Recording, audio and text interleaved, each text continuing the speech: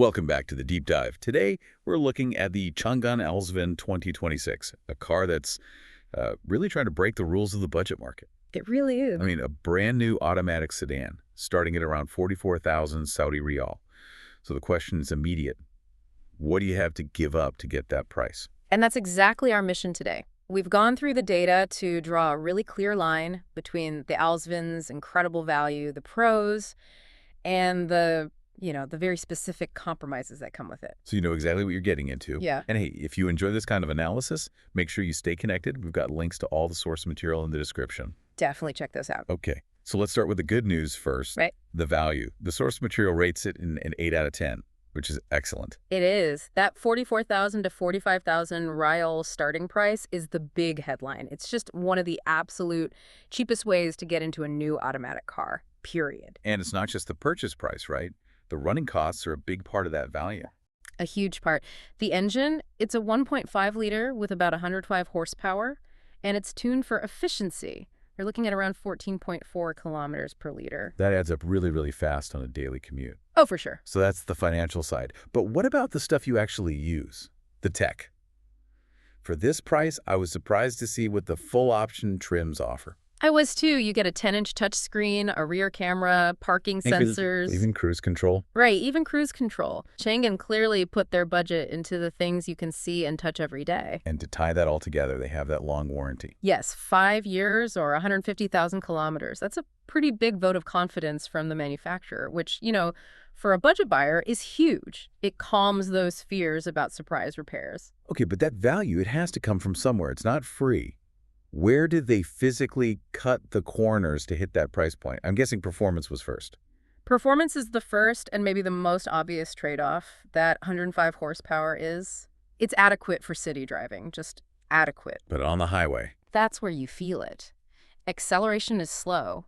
We're talking 11, maybe 12 seconds to get to 100 kilometers per hour. So overtaking or climbing a steep hill, especially with a full car, becomes a real challenge. And the reviews are pretty tough on the interior. This isn't just a budget feel, is it?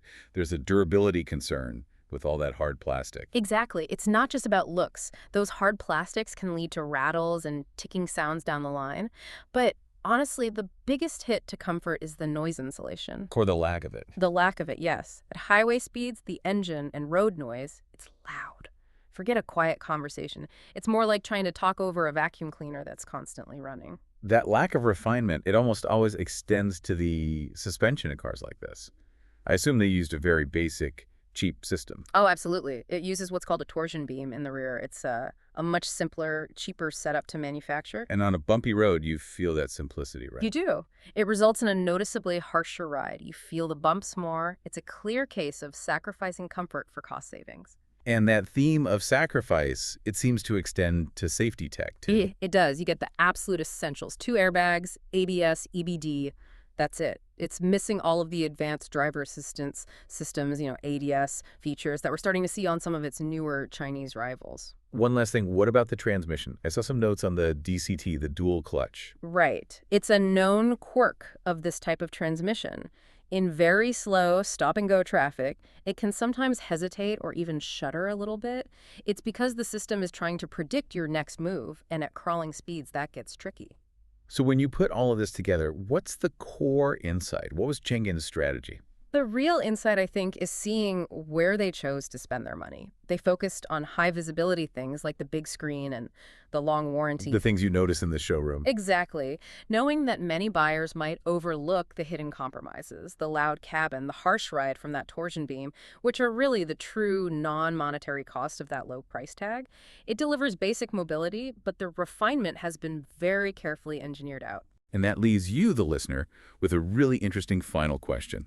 Given the focus on efficiency, is the Alsvin at 14.4 kilometers per liter a better overall value than a competitor like the Chery Arizo 5?